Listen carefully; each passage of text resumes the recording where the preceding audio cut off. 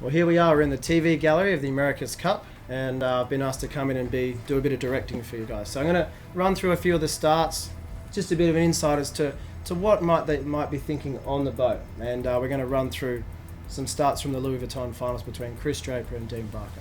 So let's roll the camera in 2, 1, and rolling. And what we'll see here is just them approaching, and the whole goal here is to keep the boat going as fast as you can and turn. You know, when you get to that position, you've got to make this decision. When do we need to turn back? So Chris Draper here is on port. He's crossed Dean Barker, and now all he's thinking about is, when do I need to turn back? What angle do I need to be at? Am I going to be above the boat lay or below the boat lay? Dean Barker's whole job is to jibe and get as close as he can to Chris Draper to put pressure on him to make a bad decision.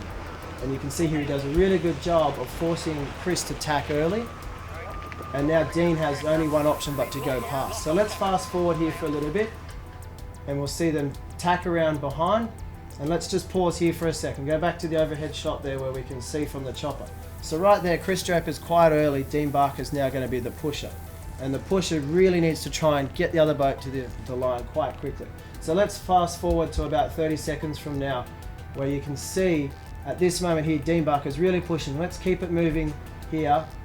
And Chris Draper does a great job there of sliding in and stopping in front of him. At that moment there, it's now even. Now it's a question of, can Dean Barker get an overlap on? If he can get an overlap in this little moment, then he takes control of the start. He's in position, he is in control. The rules allow him to dictate control right now. And what you'll see is Chris does a great job in this start of making sure there's no overlap. And from this moment now, it's just a time on distance in the start.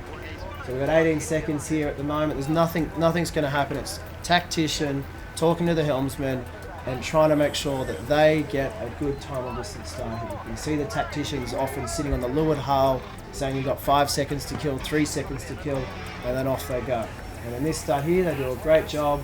Both boats get a really even start, and I was really impressed at how well Dean did, given he was in bad angle.